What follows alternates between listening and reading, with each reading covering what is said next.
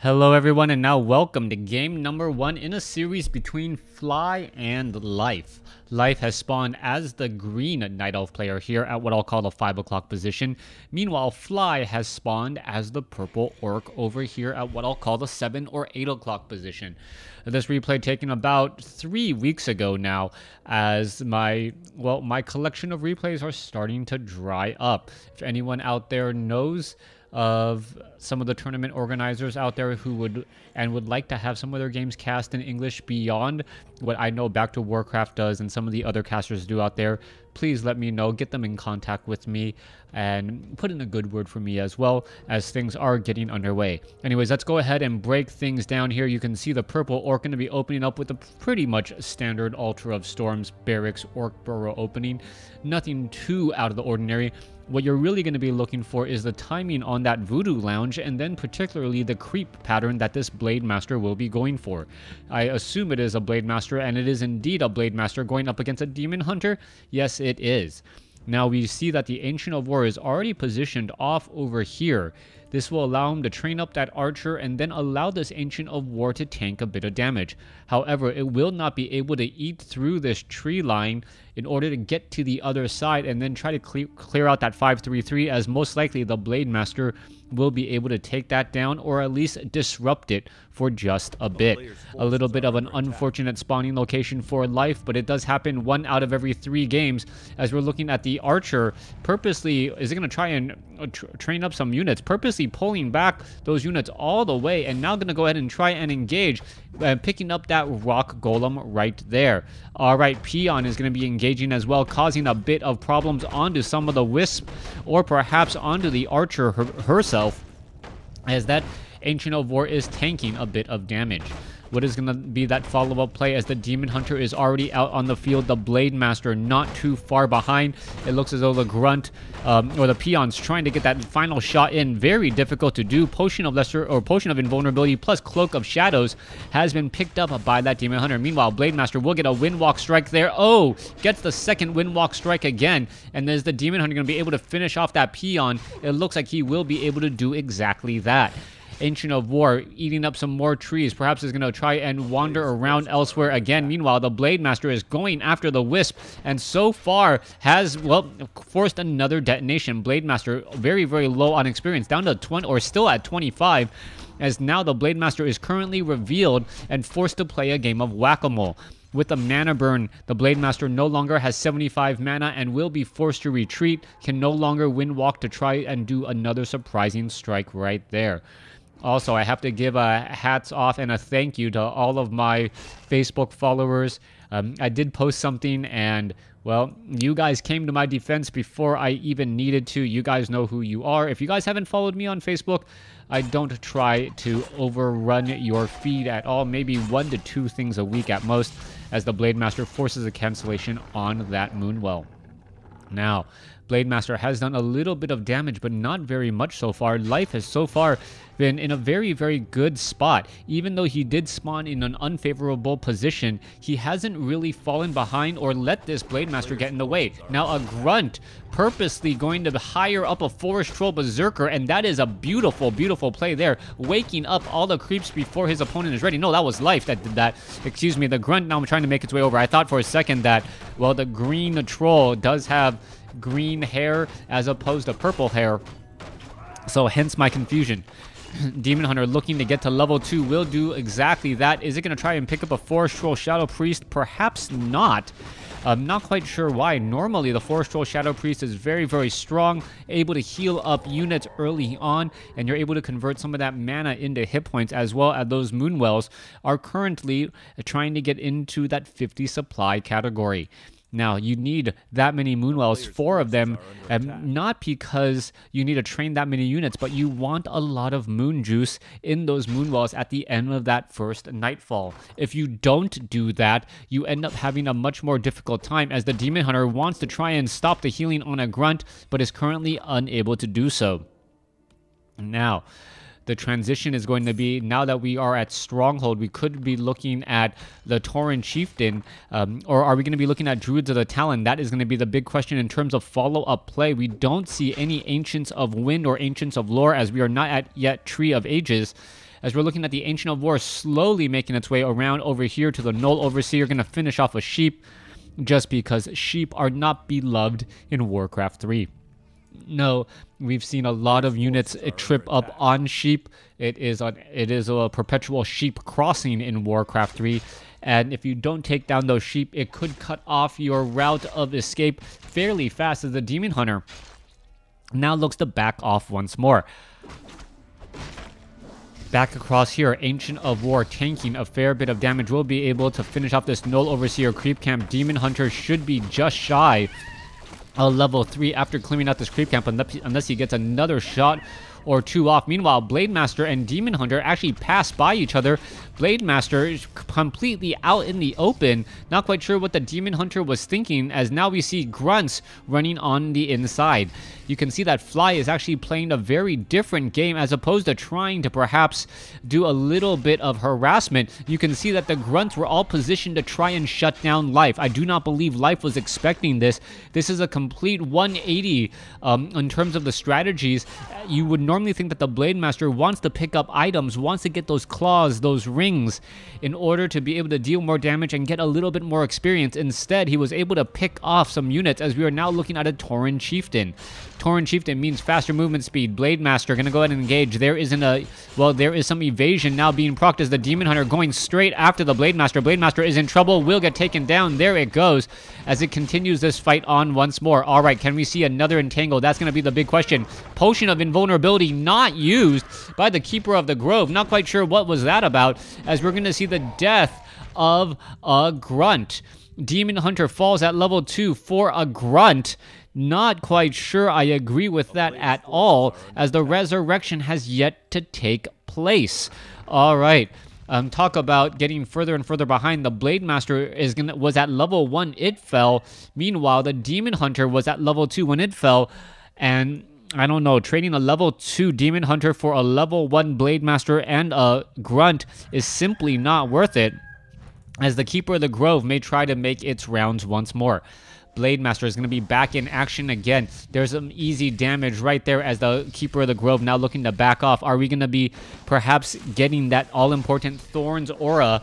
Also, Disenchant is going to be extremely important as well, as you do not want to allow the Keeper of the Grove's Entangle to pick off your units that quickly. Demon Hunter sitting at level 2, getting resurrected. Meanwhile, Keeper of the Grove is going to purposely pull back to within his own creep camp here, or in his own base, try to finish off these Null Brutes. He's just, well, stepping back further still, and the Null Brute, even though it did travel a fair good distance, does not realize how far away from home he really is. Keeper of the Grove sitting at level 2 does get, or should get, Thorns Aura. Not quite sure why. There it goes. There's that Thorns Aura. 10% of your damage being reflected back to you. Demon Hunter just shy of level 3.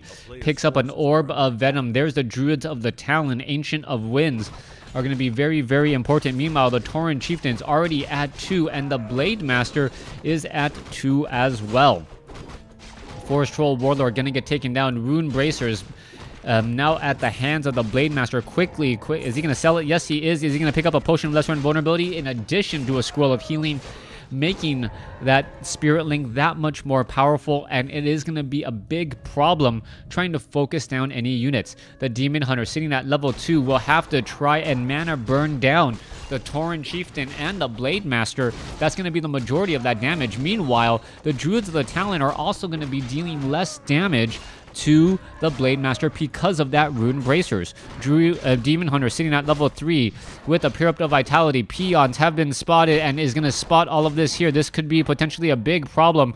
Tauren Chieftain right here, and now here we go. Do we have a Scroll of Town Portal? Yes. Quickly realizes the dire strait situation that he is in, and the Druid of the Talon falls just as the Demon Hunter gets off 1 mana burn. 36 over 50 supply compared to, I gotta believe, low 40s. No, high 40s, 48 over 50. A very, very commanding lead in the overall supply count. as Fly has able to reach the cap on no upkeep at, well before the 10-minute mark. Back down across over here, Keeper of the Grove, Goblin Tinker, here we are. This is going to be, what, 41 right now. We're going to go ahead and try and engage. Demon Hunter gets ensnared.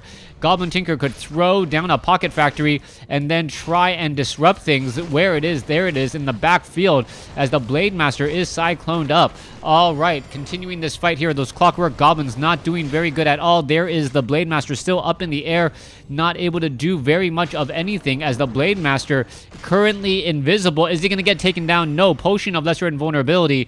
It looked as though we had an Entangled followed by a Windwalk. The Entangle revealing the Blade Master, at least for a little while, as the Forest or the Clockwork Goblins, well, it looked like they had still had time life. Not quite sure what happened. Wait, what? Like, does it have a range? Yeah, it has a range away from that Pocket Factory. All right, back across over here. Keeper of the Grove going to finish off the remainder of this creep camp. Blade Master is very much nearby. Tome of Strength +2 quickly picked up by the Demon Hunter, as the Dust of Appearance misses that Blade Master. Blade Master going to be rushing on in here. Going to be able to perhaps take down 1, if not 2 units. Blade Master is revealed, and we'll see what's going to be happening next. There is the Forest Troll Berserker quickly getting taken down. Potion of Lesser Invulnerability by the Blade Master, as the Forest Troll Berserker will end up getting taken down. There he goes. Units still up in the air. Keeper of the Grove is in a little bit of trouble, down to 369. He's going to be able to escape Speed Scroll, counteracting any sort of slow, but there's not that much slow to really be had right now. Able to catch up to those units fairly fast, as you see the Raiders trying to finish off some of those units. Druids of the Talon all very, very low on life. Torrent still out of mana, not going to be able to do very much, as the Scroll of Healing heals a lot, but not that lone Druid of the Talon there. Continuing this fight once more on the run is the Night Elf, as the Demon Hunter looks to finish off some more of these units. Okay, there's a Pocket Factory. Demon Hunter in a little bit of a situation is going to be able to get away. Some damage to be had. Tauren Chieftain now trying to get away, down to 27 mana. Orb of Venom slowly ticking away at the life total of that Tauren Chieftain, as the Tauren Chieftain now goes down to 390 and climbing. Keeper of the Grove still sitting at level 2. Goblin Tinker still sitting at level 1. So it is a 3-2-1 compared to, I believe, a 3-3 at this stage. And the Blade Master, with Boots of Quoth the Lost, should be in a very good spot. +6 attack, also an additional 1.8 armor.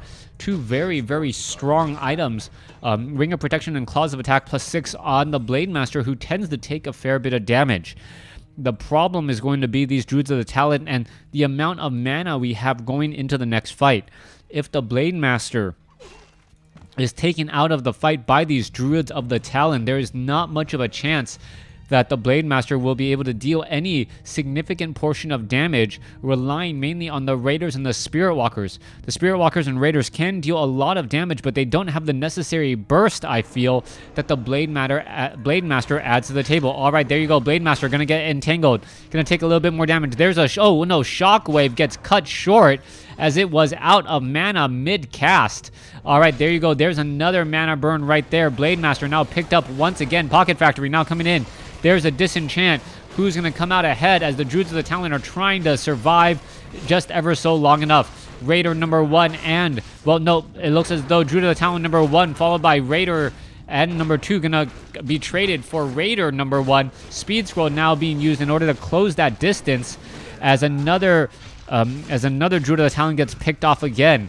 All right, Blade Master trying to figure out where all of those low hit points are in order to tip things in favor for him. You can see between 3 units, there cannot be more than 200 hit points between them, as one does get taken down. Goblin Tinker gets taken down as well.